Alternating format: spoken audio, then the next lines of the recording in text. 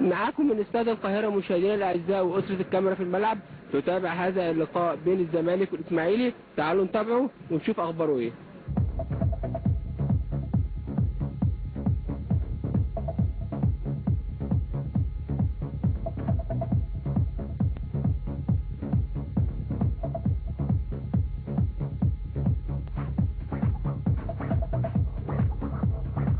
كابتن حسام، احنا بس عايزين نطمن عليك وعايزين نطمن على ابراهيم. الحمد لله. اخبار ابراهيم ايه؟ كويس الحمد لله. ايه اخباره؟ طمنا بس، صحته عامله ايه؟ كويس الحمد لله، وان شاء الله يبقى معانا الفتره الجايه ان شاء الله. ان شاء الله قريب. طب ومباراه النهارده كابتن حسام؟ بنعمل علينا، عملنا موسم كويس وخدنا بطولات كثيره وكسبنا النادي الاهلي ودي يعني حاجه انجازات كويسه. ان شاء الله لو كسبنا النهارده ليه نصيب ان احنا مش ناخد البطوله، فربنا كاتب كل حاجه، لكن لو ما فيش نصيب يبقى الجمهور نادي الزمالك راضي علينا الحمد لله. عبد الحليم علي عندليب الزمالك، مباراه النهارده مباراه مصريه للزمالك، تقول ايه للجمهور النهارده؟ يعني اقول لهم كل سنه طيبين، الموسم بينتهي اهو، وكنا فعلا نتمنى يكونوا هم اكتر من كده. لان فكر الجمهور ده زعلان او كان نفسه النهايه تكون على الدرع. هي ممكن نقول على الدرع لحد الاخر، يعني لسه الصفاره ما انتهتش. اوكي طبعا ممكن يكون الجمهور زعلان ومش زعلان، والحمد لله احنا عارفين جمهورنا طبعا بيبرد عندنا امتى وزعلان مننا امتى، فاحنا نقول الحمد لله ان هم راضيين علينا. السنه عملنا موسم كويس جدا، ربنا كرمنا ب3 بطولات او 4 بطولات، فيعني مش هناخد احنا كل البطولات لو لا قدر الله ما خدناش.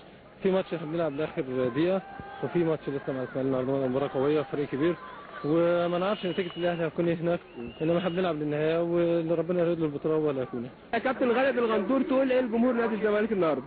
ولا حاجه، اقول لهم مش عارفين ما جوش كتير النهارده، بس ربنا يسهل ان شاء الله نفوز النهارده باذن الله، وبغض النظر عن اي نتيجه ثانيه ان شاء الله. اهم حاجه احنا نفوز النهارده ان شاء الله. ما زال الدوري في الملعب حتى اللحظات الاخيره على فكره.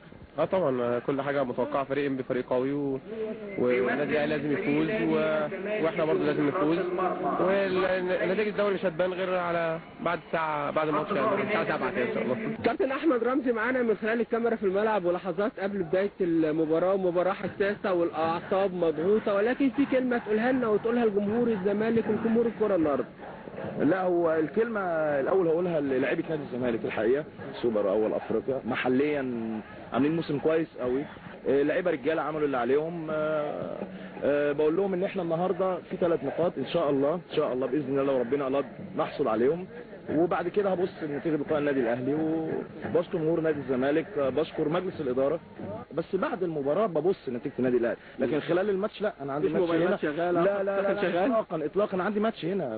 لو النادي الأهلي حصل له حاجة اتغلب أو تعادل وأنا ما كسبتش النهاردة، طب ملهاش معنى. فرق جمال حمزة وإشارة حربة حسام حسن وعبد الحليم علي، ده فريق نادي الزمالك. وابتدى هذا اللقاء اهو، على يدنا الشمال فانيلا البيضاء نادي الزمالك، على يدنا اليمين فانيلا البرتقاني فريق نادي الاسماعيلي. ونشوف بقى الهجمه بتاعت نادي الزمالك. حسام ولعبها حلوه لعبد الحليم وشوطه حلوه، اول شوطه بين ال3 خشبات في المباراه. بعد قد ايه؟ بعد حوالي 10 دقائق شايطها عبد الحليم علي ويمسكها محمد صبحي ويطلع الكوره بره محليه، وحسام وفوق لطارق السعيد، وطارق السعيد بيلعب واحده طويله لجمال حمزه ويخش جوه، والحكم بيقول العب. خدها جمال حلوه قوي قوي على الثبت عشان يشوط، وقع كده، لكن حسن علي بيقول العب ما فيهاش حاجه. سيد معوض وغايز يغمزها، يا ولد يا ولد يا ولد يا تامر. ماكينه الوسط في نادي الزمالك رئه زملكاويه، طبعا الناحيه الهجوميه شويه قليله عند نادي الاسماعيلي. يخش على طول يلعبها يا ولد يا جمال، نط والله نط كبيره جدا جدا وعاليه قوي، ويلعبها باليد، لكن بيصلحها الدفاع المتكتل.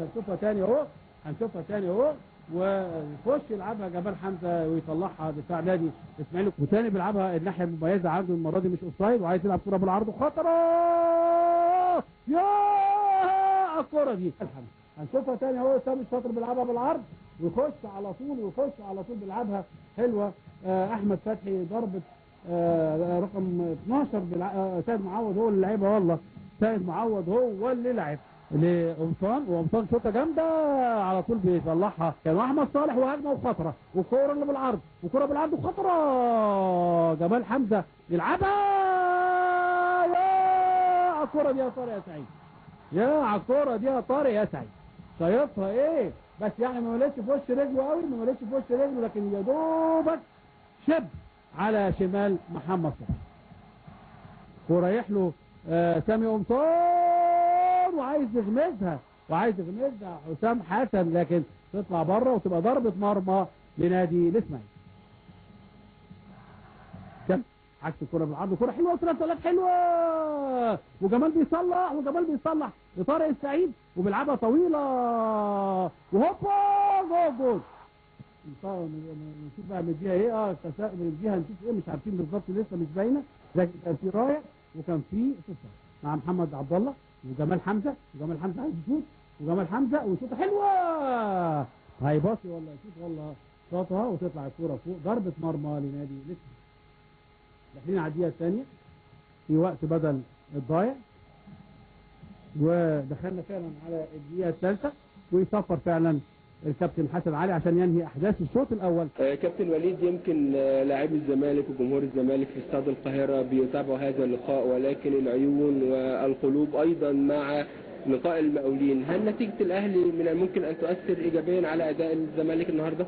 والله اكيد مؤثره لغايه دلوقتي، يعني بدليل ان احنا شايفين ان الفرقه متعصبه شويه، عندها عايزين يكسبوا معارف كمان، خصوصا من الاهلي مغلوب دلوقتي 1-0 من انبي. كابتن دايما المؤمن مصاب، وحكايه الاصابات سلامتك. الحمد لله، يعني هو كاس ولسه خافف منه، ربنا يسهل بقى. فاضل لسه المفروض اسبوعين يعني، بس يعني ان شاء الله لو في نصيب النهارده ممكن العب، لو لعبت، لو يعني الفرقه احتاجتني يعني. كابتن، احنا بنقول جمهور الزمالك محتاجك النهارده والفرق محتاجاك النهارده، لكن وجودك برضو مع الفريق فرق كتير جدا. والله يعني الفرقه عامله شغل جامد الشوط الاول، وماسكين كوره الماتش كله، الشوط الاول كله، وضيعنا جوان كتير قوي، فبتمنى ان احنا نعمل ماتش كويس شوط تاني ونجيب جول شوط تاني، ويسهلوا علينا ان شاء الله المهمه، عشان ماتش الاهلي دلوقتي 1-0، فاتمنى ان احنا نجيب جول حتى عشان نبقى نعمل احنا اللي علينا بقى، وما نتيجه الاهلي طبعا مالناش دعوه بيها، احنا هنبقى كسبنا وكله على الله بعد كده ان شاء الله باذن الله. كابتن احمد رفعت لحظات من الشوط الاول، اكيد في كلام اتقال.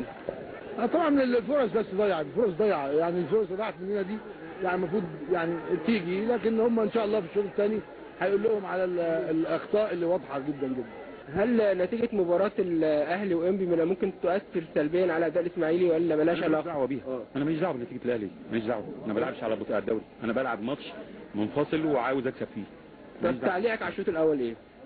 يعني في حماس وحيويه، انما يعني في نقاط ضعف بعيده عن الجول شويه، انما نتمنى يبقى فيها تعليق على الجول الشوط الثاني ان شاء الله. ساداتي أنساتي ساداتي باستاد القاهرة، حيث أحداث الشوط لطارق السعيد، وبيطلع على طول الدفاع المتكتل لحسام عبد المنعم، يصلح لوائل، وائل فيه شوطه حلوه لكن بره احمد صالح، وشايفين عبد الحليم اهو بيلعبوا طبعا براس حرب علشان هو من الهدافين، وجوه الجول حسام عبد المنعم هو مميز قوي بضربات الراس، جول جميل غلطه كبيره جدا من محمد صبحي، خرج بدري قوي راح طالع على طول حسام عبد المنعم ويجيب جول ايه؟ لا والله ده يمكن محمد صديق، ده محمد صديق هو اللي طلع محمد صديق كسب الاثنين طبعا حسام عبد المنعم. جميل يا على الكوره دي، كوره حلوه قوي الكوره اللي فاتت، وطلع فوق، كان غلطه زي بقول لحضراتكم من محمد صبحي، لكن عملها حلوه في بقى الغلطه، خرج بدري قوي اهو ولعبها لحد الخميس الاحمر ويحاول ان هو يلعبها، لكن كانت الكوره جوه جول، وسيد معوض بيحاول يطلعها تخش جوه جول جميل. شوفها تاني اللي هي عبد الحليم اللي بيلعب كوره بالعرض عاليه، وتيجي الحازم يلعبها بالهيد وجوه يا حازم لعبها حلوه لحسام بالهيد رسمي يعني انفه شوف عامل ازاي، لكن فرصه كبيره جدا لعبها حازم حلوه لحسام وهو جول، وتيجي تصوم عرض لك يا حسام.